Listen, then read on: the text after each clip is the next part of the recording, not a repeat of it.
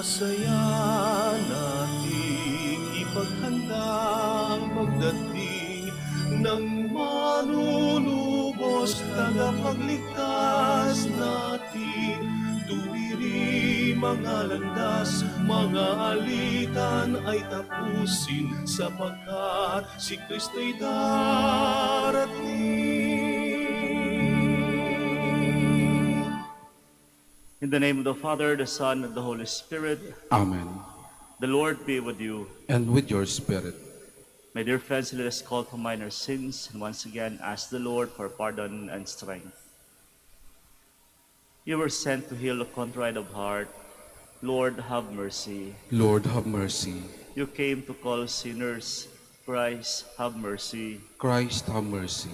You are seated at the right hand of the Father to intercede for us.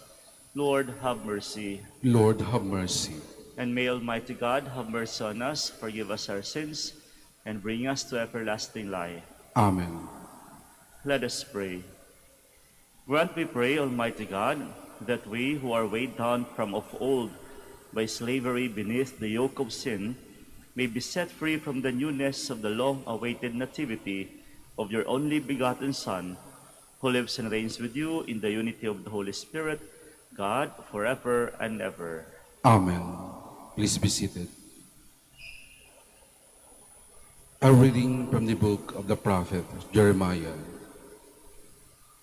Behold, the days are coming, says the Lord, when I will raise up a righteous shoot to David. As king he shall reign and govern wisely. He shall do what is just and right in the land. In his days Judah shall be saved, Israel shall dwell in security. This is the name they give him, the Lord our justice. Therefore the days will come, says the Lord, when they shall no longer say, as the Lord lives, who brought the children of Israel out of the land of Egypt, but rather, as the Lord lives, who brought the descendants of the house of Israel up from the land of the north, and from all the lands to which I banished them. They shall again live on their own land. The word of the Lord. Thanks be to God. Justice shall flourish in his time, and fullness of peace forever. Justice shall flourish in his time, and fullness of peace forever. O God, with your judgment endow the king, and with your justice the king's son. He shall govern your people with justice, and your afflicted ones with judgment. Justice shall flourish in his time, and fullness of peace forever. For he shall rescue the poor when he cries out, and afflicted when he was no one to help him. He shall have pity for the lowly and the poor. The lives of the poor he shall save. Justice shall flourish in his time, and fullness of peace forever. Blessed be the Lord, the God of Israel, who alone does wondrous deeds. And blessed forever be his glorious name. May the whole earth be filled with his glory. Justice shall flourish in his time, and fullness of peace forever. Please stand. Alleluia, alleluia. O leader of the house of Israel, giver the law to Moses on Sinai, come to rescue us with your mighty power. Alleluia, alleluia.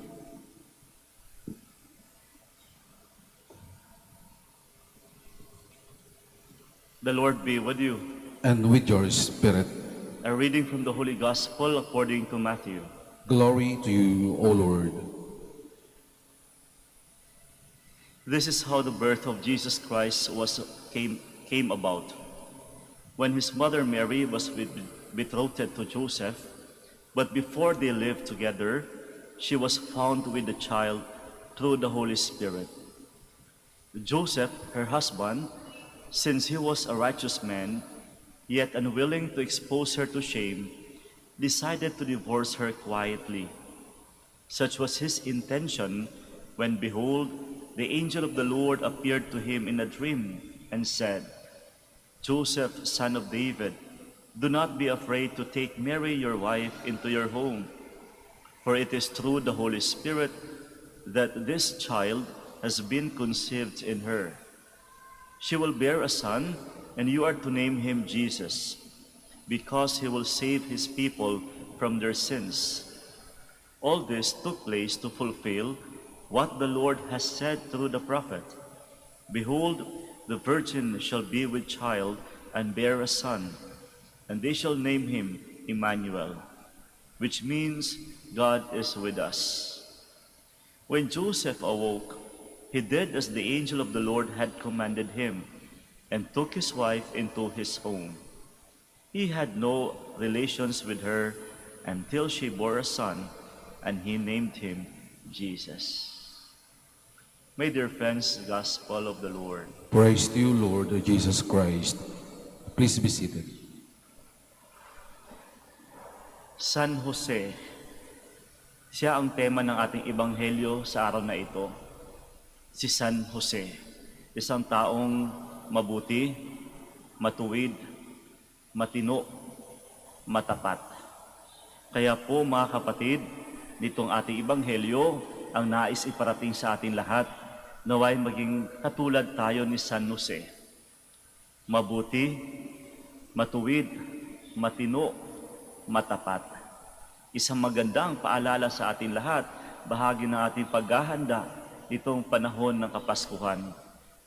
Marahil ito yung tamang panahon na kung saan ay maaari nating tignan ang ating pamumuhay sa taong 2021.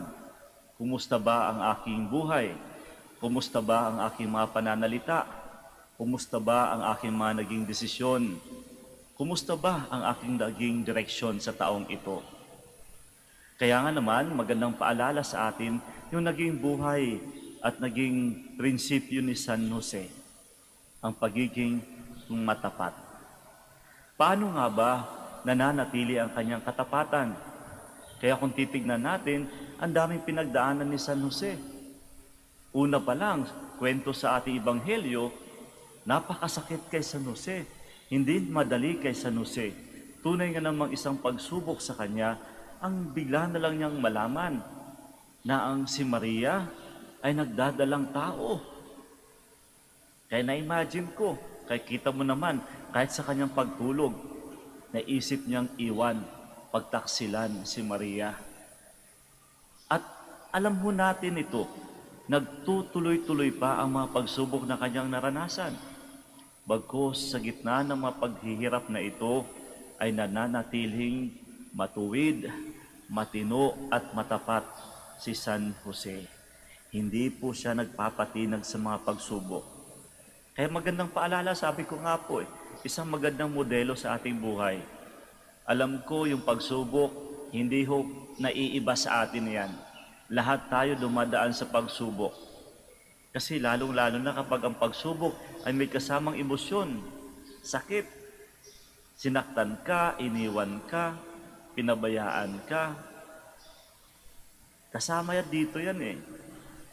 Sana maging katulad tayo, singtibay ni San Jose, nananatili pa rin matuwid sa prinsipyo, nagpakatino, nananatiling mabuti, matapat sa kanyang pangako. Paano nga ba nananatili ang kanyang pagiging matapat? Malinaw na malinaw mga kapatid, si San Jose ay nananatili ring bukas sa Espiritu Santo. Ito yung hinakailangan natin ngayon. Marahil marami tayong naririnig ng mga kwento, lalong-lalo na sa mga kabataan, na nag-give up. Dumaan sa depresyon, tila bagang wala ng pag-asa ang buhay. Pero kita nyo ka San Jose, sabi ko nga po kanina, tuloy-tuloy ang kanyang pagsubok. Dumating pa sa eksena na kailangan niyang umalis sa isang bayan, pumunta sa isang bayan na wala siyang kakilala. Na-imagine mo na lang yung sakit, lungkot, nag-iisa, wala kang kakilala. At hindi rin madali kay San Jose makita ang sanggol na alam niya, siya ang magliligtas sa atin at makita mismo sa sabsaban. Napakasakit kay San Jose yon. Pero hindi siya nagpatinag. sapagkat nananatili siyang bukas sa Espiritu Santo. Ito ang ating panalangin sa Paskong ito. Marahil ay nababasa natin sa balita ngayon ang ating mga kababayan sa Visayas. Nakakaawa tignan. Sabi nga ng isang paring nabasa ko sa isang mensahe, ito yung Paskong walang laman ang Belen. Sapagkat ang lahat ng kanilang pinaghandaan ay tumilapon dahil sa bagyo. Walang ilaw, wala lahat. Pero sana mga kapatid, manalangin tayo si bayaya ng Espiritu Santo. Nang sa gayon, mas mangingibabaw ang ating pag-asa. Uusbong ang kabutihan at katulad sa naging buhay ni San Jose, kusang uusbong din ang katapatan.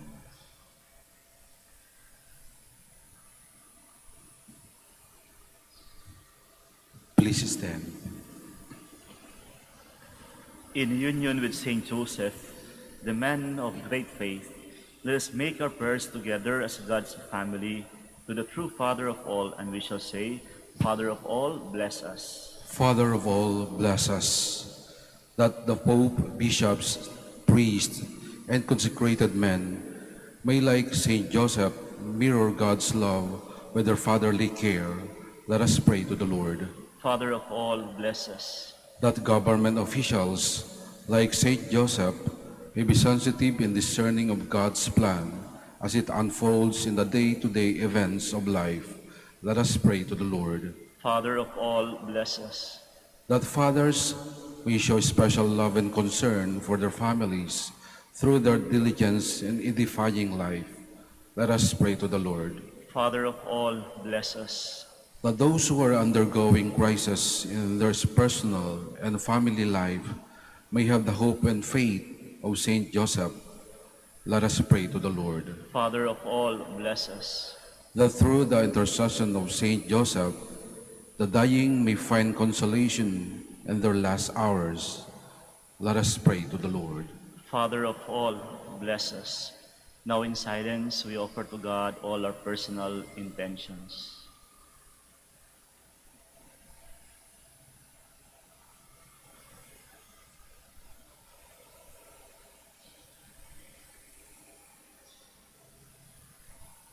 O Lord, help us to be united as one family under your fatherhood. We ask this through Christ our Lord. Amen. Please be seated.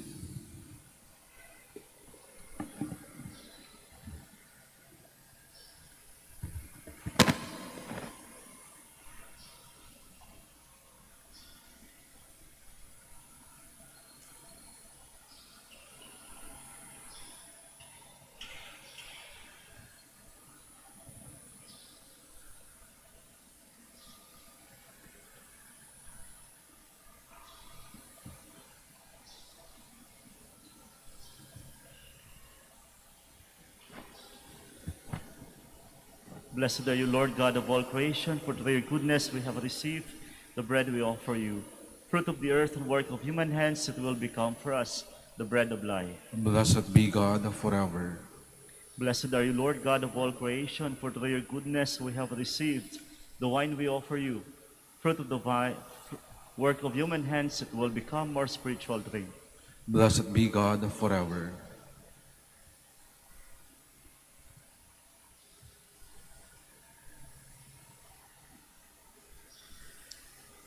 Please stand. Pray, my dear friends, that my sacrifice and yours may be acceptable to God, the Almighty Father. May the Lord accept the sacrifice at your hands for the praise and glory of his name, for our good and the good of all his holy church. May the sacrifice to be offered to you, O Lord, make us acceptable to your name, that we may merit for all eternity to be the companions of Christ, by whose death our own mortality was healed, who lives and reigns forever and ever. Amen. The Lord be with you. And with your spirit, Lift up your hearts. we lift them up to the Lord. Let us give thanks to the Lord our God. It is right and just. It is truly right and just, our duty and our salvation, always and everywhere to give you thanks, Almighty God. For all the oracles of the prophets foretold him, the Virgin Mother longed for him, with love beyond all telling. John the Baptist sang of his coming, and proclaimed his presence when he came. It is by his gift that already we rejoice at the mystery of his nativity, so that he may find us watchful in prayer and exultant in his praise. And so with angels and archangels, we sing the hymn of your glory, as without end we acclaim.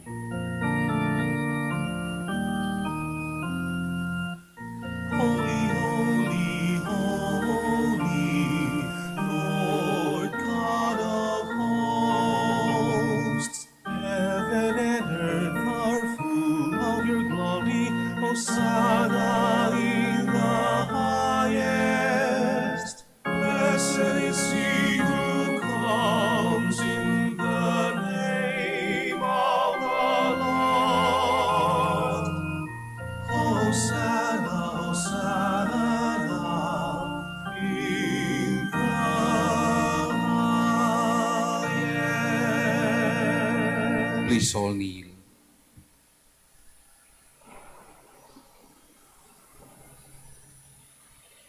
You are indeed holy, O Lord of fanciful holiness. Make holy, therefore, these gifts, we pray, by sending down your Spirit upon them like the dewfall, so that they may become for us the body and blood of our Lord Jesus Christ. At the time he was betrayed and entered willingly into his passion, he took bread and giving thanks, broke it, and gave it to his disciples, saying, "Take this, all of you, and eat of it, for this is my body, which will be given up for you."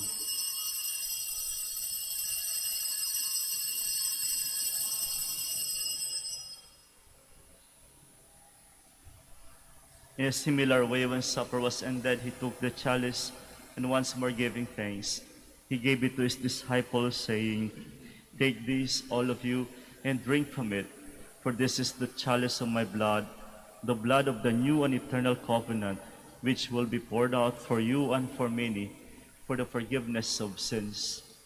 Do this in memory of me."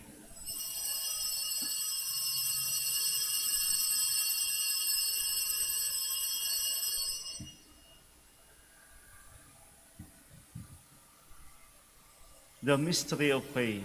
Save us, Savior of the world, for by your cross and resurrection you have set us free.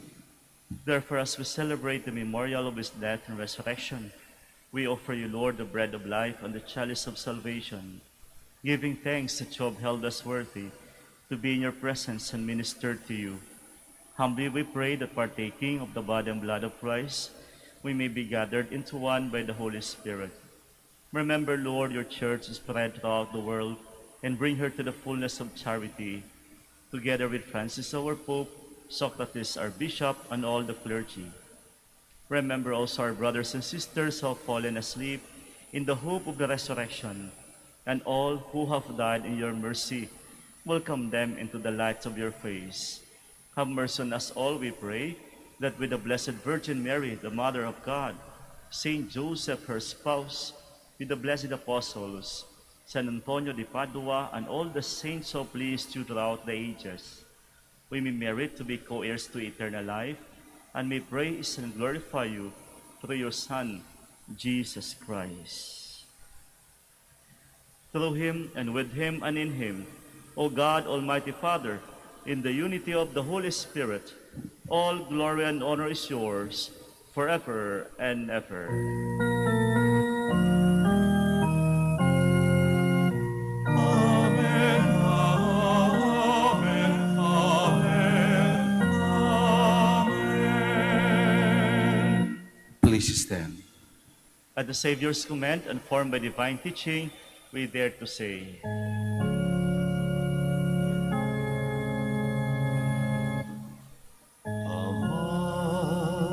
Amangin, wala kang tawag.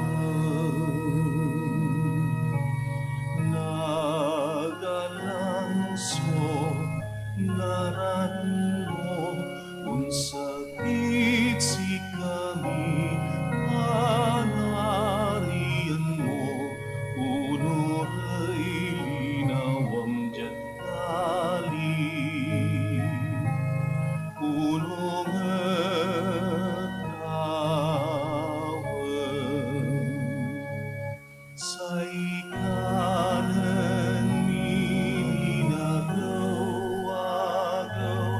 itermo't si kami naluhaya, dan pandiem mo'y kasalanan mi, tulong na panaman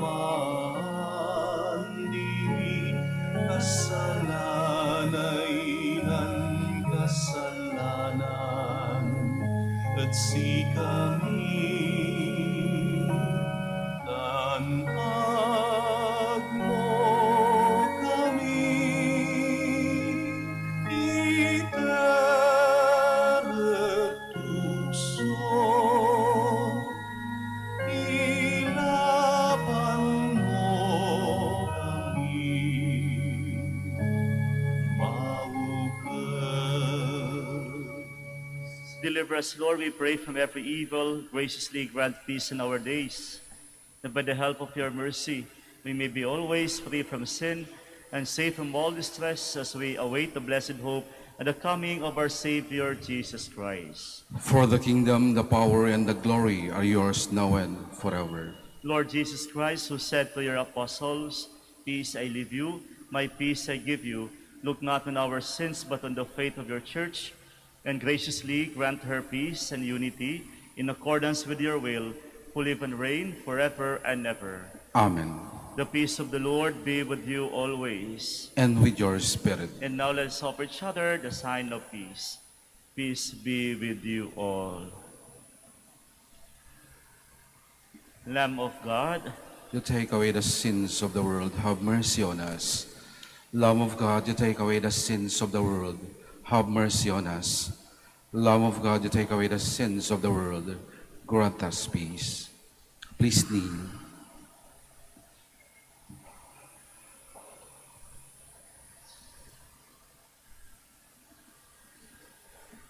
my dear friends, behold the Lamb of God. Behold him who takes away the sins of the world. Blessed are those called to the supper of the Lamb. Lord, I am not worthy that you should enter under my roof, but only say the word, and my soul shall be healed.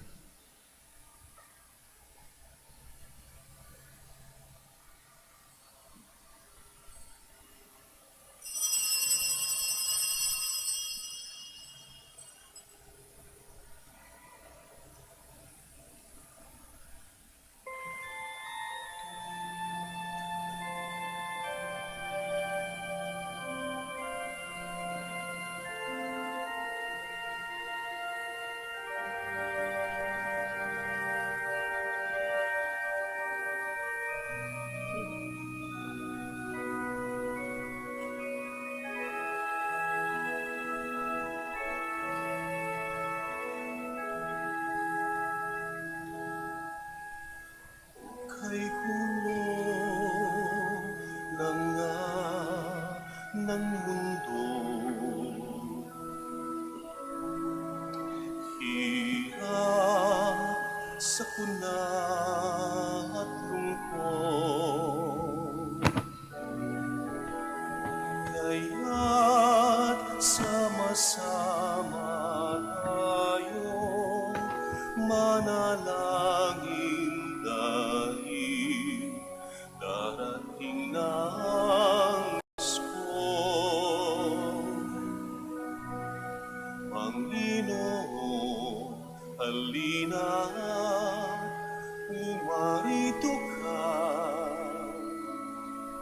sagipin mo ang bayan, ikaw ang pag-asa, gabay ng mga mahihirap. Panginoon, iligtas mo ang iyong bayan.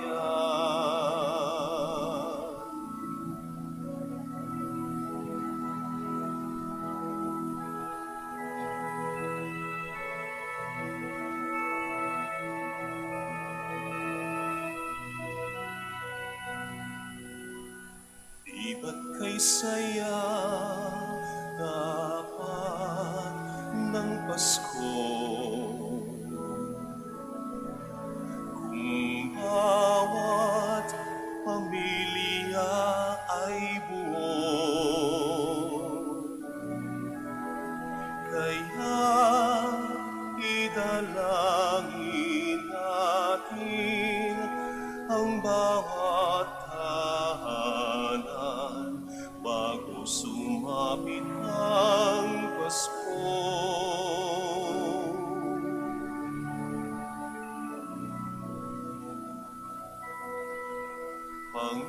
Panginoon, halina't umarito ka. Sagipin mo ang bayan, ikaw ang pag-asa. Gabay ng mga mahihirap. Panginoon, iligtas mo ang iyong bayan.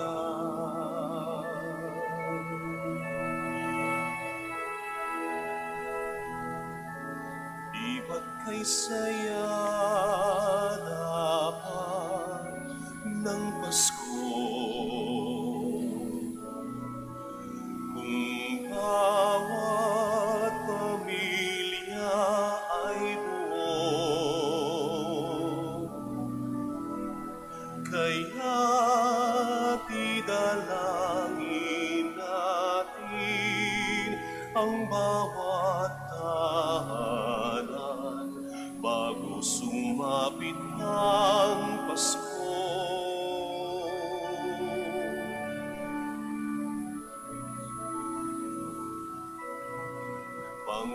Panginoon, halina't umarito ka. Sagipin mo ang bayan, ikaw ang pag-asa. Gabay ng mga mahihirap. Panginoon, iligtas mo ang iyong bayan.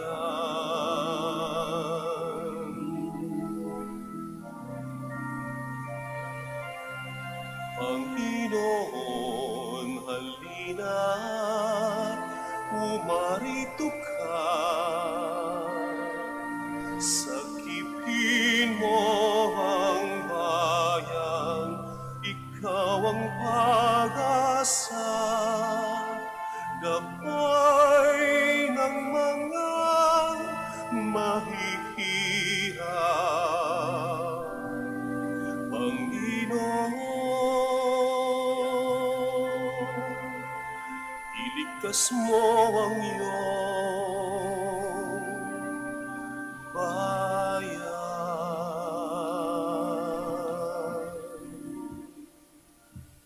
Please all kneel. Let us pray that the forthcoming elections may truly reflect the will of the Lord. And let us pray together, deliver us, Lord, Deliver us, Lord. from coercion, intimidation, violence, and terrorism, Deliver us, Lord. from dishonesty, lies, and all distortion of truth, Deliver us, Lord. from bribery, graft, and all conspiracy for fraud, Deliver us, Lord.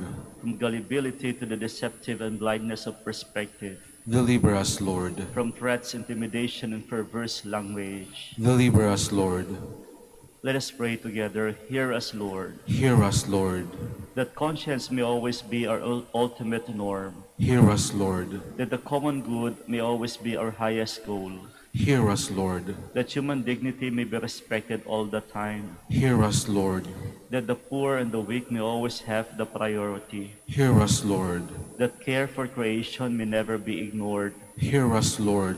that solidarity may guide the path of peace and development, Hear us, Lord.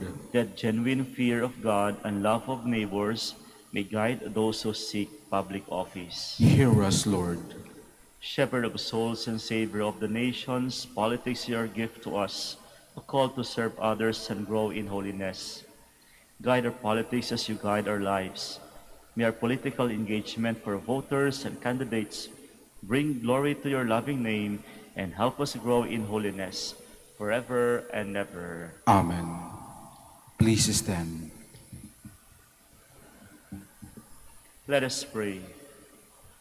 May we receive your mercy in the midst of your temple, O Lord, and show fitting honor to the coming solemnities of our redemption. Through Christ our Lord. Amen. The Lord be with you, And with your spirit. and may Almighty God bless you all, the Father, the Son, and the Holy Spirit. Amen. Prayer for the blessing of the sick and the blessing of all religious articles. Our help is in the name of the Lord. Who made heaven and earth. God, our Almighty Father, by your blessing you give us strength and support in our frailty. Turn with kindness toward our sick brothers and sisters. Free them from all illness and restore them to good health. Through the intercession of Our Lady of the Rosary of Manaoag, so that in the sure knowledge of your goodness, they will gratefully bless your holy name. We ask this through Christ our Lord. Amen. In memory of the mysteries of the life, death, and resurrection of our Lord Jesus Christ, and to the honor and glory of the Blessed Mother, Our Lady of the Rosary of Manaoag, may these rosaries and all religious articles be blessed and made holy in the name of the Father, and of the Son, and of the Holy Spirit. Amen. Amen.